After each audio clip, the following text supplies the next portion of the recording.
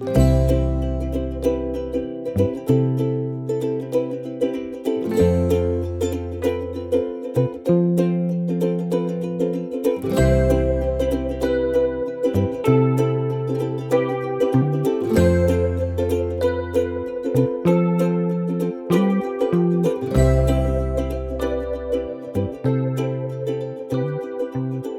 everyone, it's Karen here from the Stitch Sessions. Hope you guys are doing great and ready for a brand new stitch tutorial today.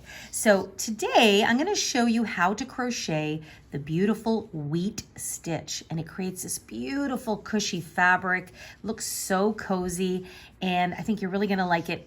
And it is the same on the back as it is on the front. So it's nice and reversible, very versatile. It is, believe it or not, super easy. It is a 4-row repeat, but don't let that intimidate you, because basically I would consider it a 2-stitch repeat, because what happens is 2 rows are just the same thing repeated, and then the next 2 rows are the same thing repeated. And because you repeat it twice, it creates this beautiful little kind of wheat-like stitch. And I think it's just absolutely divine. I think this would be fabulous for some cozy autumn or winter projects. So I think you're really gonna like it. And without further ado, let's dive in. So I just did a very short sample here because I was using a bit of scrap yarn. So you can see I only got 2 repeats done of this. So in the tutorial, I'm gonna work up a much larger swatch so you can see the full effect of this stitch. So let's get to it. Okay, so for today's tutorial, I'm using some of this leftover yarn I have. It's the Caron Cinnamon Swirl Cakes. Now, I've used this in a couple of tutorials a few months back. I believe February's Hats All Folks project was done using this yarn, as well as a mittens project, and I forget what the name of it is, but I'll leave a link to those 2 projects in the description box down below. And I have another project to use up the rest of this yarn using today's stitch, or some variants of today's stitch. So stay tuned for that. And if you're watching this much further in the future, there will be already a link in the description box down below to this project. So it is a medium 4-weight yarn, just in case you're wondering. Medium 4-weight yarn. They recommend a 5mm hook, but I'm actually going to be using a 5.5mm hook. And if you go by other labels, it's also known as an I or a size 9. Okay. And as always, for any project, make sure that you have a handy pair of scissors and a yarn needle to weave in your ends at the end. So let's get started on our stitch. Okay, so we're going to begin by placing a slip knot onto our hook here. And this stitch is done in any multiple of 2, and then you're going to add 1 at the end. Now, in my initial swatch there, I chained up 30, so I'm going to chain up 30 again. So it's a nice even number. 2, 3, 4, 5, 6, 7, 8, 9, 10, 11, 12, 13, 14, 15, 19, 20, 21, 22, 23, 28, 29, and 30. So I've got 30 chains here, and then I'm going to add 1 more. Okay, so 30 is my multiple of 2, and then I just added 1 more at the end for a turning chain. So for row number 1, what we're going to do is we're just going to place 1 single crochet into every single chain. So what I'm going to do actually is I'm going to turn my work over, and I'm going to work into these back bumps. So if you look at it from the side profile, you can see these little bumps. I'm going to work into these back bumps. Sometimes I like to do that to give the first little edge of the project a nice finish. So I'm going to find the second chain from the hook, 1 and 2. And remember, you never count the loop that's on your hook, okay? And then I'm going to turn it over, and into that bump, I'm just going to insert my hook, and I'm going to single crochet. And then I'm simply going to go into each and every chain, and I'm going to place a single crochet. So once I get to the end of row number 1, I should have 30 stitches. Okay, so I've completed row 1 and my work looks like this. So you can see the color has started to change and I have 30 stitches. And now I just want you to see something. When I turn under, see that bottom edge there? It looks so good. I love that. Okay, so let's go on to row number 2. So we're going to chain 1 and we're going to turn our work. Now, row number 2 is essentially a repeat of row number 1 in the sense that we're going to place 1 single crochet into every stitch all the way across again, except for this row, we're going to work in the back loops only. And from here on out, anytime you repeat the single crochet rows, you will always work into the back loops. So instead of going into the full stitch here, when you turn your work, you see these little V's at the top. Well, you're going to find the loop that's furthest away from you. So you've got the back loop and this one is the front loop. So I'm going to insert my hook into that very first stitch into the back loop and I'm going to single crochet just like that. So our chain 1 just helps us turn and gives us a little bit of height. So you work immediately into the first stitch and then you continue along the way into the back loops only and single crochet into every single stitch. So it looks like I'm going down the middle of the stitch. And again, at the end of round number 2, you should end up with the same number of stitches. So for me, that's going to be 30. Okay, so that's my last stitch in row number 2. And now one thing you'll notice is when you work into the back loops only, it pushes the front loops forward. So it creates this really neat little ridge-like effect. You might not be able to see it now, but once we get into further rows, you'll see this is what kind of makes the work look nice and textured, is those front loops being pushed forward. Okay, so now let's go on to row number 3, and this is where the fun begins. So we'll chain 1 and turn our work as usual. And the first thing you're going to do is go into the very first stitch and place a single crochet in through the whole stitch. So we're not working into the back loops, we're going into the full stitch. So you'll single crochet. Next, you're going to skip the next stitch and into the following stitch, you will single crochet again. And you might think, oh, this feels weird. Don't fret. Okay, so now we're going to come back to that skip stitch and we're going to put a I call it a mini puff stitch. So we're going to yarn over and we're going to go back into that missed stitch, which is right there. You're going to insert your hook and you're going to pull up a loop to make sure that all your loops kind of feel like they're the same height. Then you'll yarn over again and insert back into that same spot and pull up another loop. So if you were doing a traditional puff stitch, you could yarn over and pull up a loop anywhere up to 5 times, okay? So in this project, we're only gonna do it twice, and you're gonna end up with 5 loops on your hook there, okay? Now you're gonna yarn over, pull through 4 of the 5 loops, pull through all of them except the last one, so you've got 2 loops on your hook. Then you'll yarn over and pull through those 2. So that just locks that puff stitch in there. And you've got basically like a crossed over puff stitch. You see, that's what makes it lean that way. So that's what's going to give that wheat-like effect once you do a second row. So see that? So let's do that again. So you'll skip the next stitch into the following stitch. You will do a single crochet. Okay, see, that's what makes that puff stitch kind of lean down. Then you're going to go back into that skip stitch and work that mini puff. So you yarn over, go into the stitch to pull up a loop. Make sure to pull it up nice and tall. Then yarn over, go back into the same stitch and pull up another loop, 5 loops on the hook.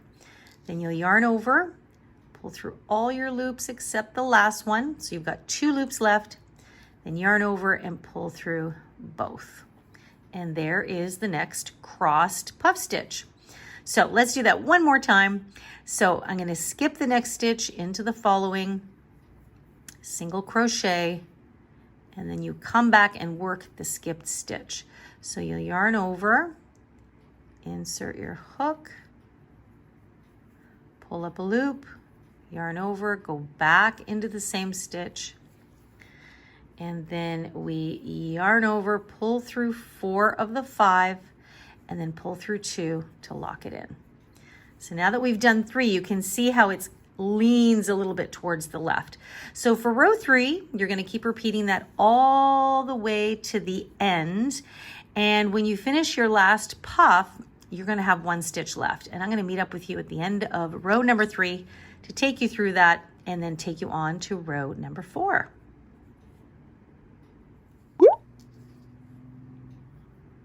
Okay, this is my last puff stitch here, or my last crossed puff stitch.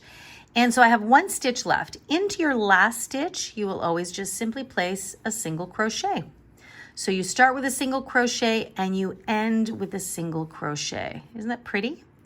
So that is row number 3. And now we're going to go into the last row of a repeat, row number 4, which is actually just a repeat of row number 3. So you will chain 1, turn your work, and then right away into that very first stitch, you'll single crochet.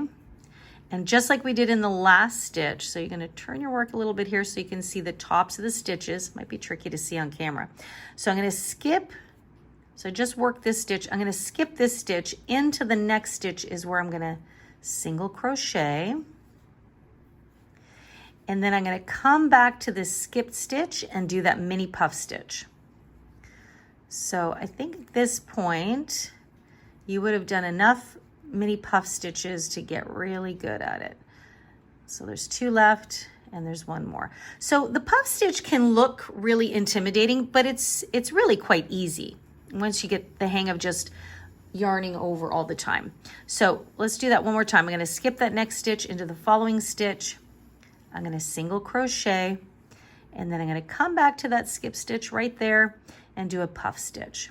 The thing with the puffs is just make sure that you pull that loop up a little bit taller, and it'll give you some give to work with. Otherwise, if you don't pull it up tall, what happens is that puff, let me work that way. See, if you just do this, see the puff, look at how tight it is. So you don't get that beautiful elongated look. So just make sure that you yarn over, and then when you pull up that first loop that you really stretch it gently, then you've got a little something to work with. Yarn over and create your puff there. Okay, so you can already see even in these 2, because it always leans one way, when you turn it over and work across the back, that's what's going to give you that cool little wheat-like effect. So you might not be able to tell quite yet with only 2 of them done. But that is basically it. So you're going to continue on and you're going to finish row number 4, and then your pattern repeat will be complete. Okay, so I have completed row number 4, and now you can really see that wheat stitch coming through. Is that not gorgeous? So our pattern repeat is complete. You essentially will always have 2 rows of single crochets and 2 rows of this crossed puff stitch, and that's what creates the wheat stitch like effect. Now, what you're going to do though is every time you do the single crochet rows, you always work into the back loops only. That very first row, we didn't have any loops to work into because we were working into the chain, right? So now when you continue on, so we're going to repeat row 1 and 2, we're going to chain 1, turn our work, and we're going to start right away into the very first stitch, and immediately you start working into the back loops only. So that's the only difference from row 1, for example. So you're always going to work into the back loops only when you're working your single crochet rows. So basically, it's always 2 rows of single crochets into the back loops only, and then 2 rows of that crossed puff stitch.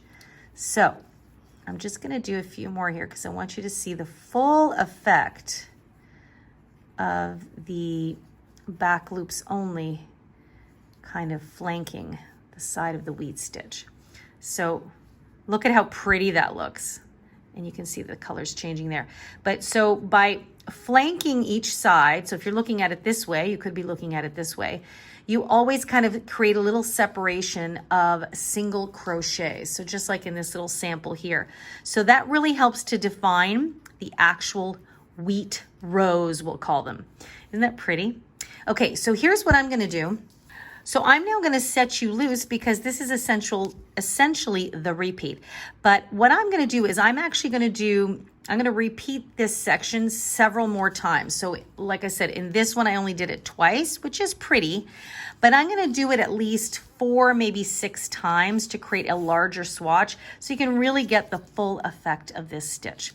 So I'm gonna whip that up and I'll be right back to show you what it looks like. Okay, so here is the larger swatch. So I actually repeated a total of 4 times and I ended off here with 1 row of single crochet stitches. And I really like how that color change just creates a little bit of extra interest. And look at how beautiful that texture is. I just love it. So it's the same on the back as it is on the front. And so now you can kind of see how it can really take on a beautiful texture. And this one, because it's a solid color, you can even see it even more. Look at how pretty that is. So that is the wheat stitch, guys. So I'm curious to hear what you plan on doing with your wheat stitch. Now, I actually have a project that I have planned for this particular yarn using this stitch in the mix. So keep a lookout for that. And in the meantime, I hope you have fun continuing to practice this stitch and perhaps including it in your own design. Now, if you have any detailed questions, as always, just leave it for me in the comment box down below. I know a lot of you do like to email me directly, so feel free to do that. And you can email me at info@crochetcrafty.com.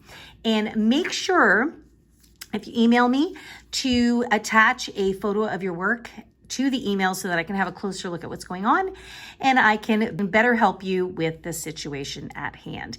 And make sure to check out the website, crochetcrafty.com. There's a lot of great resource tools there for you, a bunch of free written patterns, and a link to my Etsy shops. And of course, come say hi to me. I'm on Instagram and Facebook at The Stitch Sessions.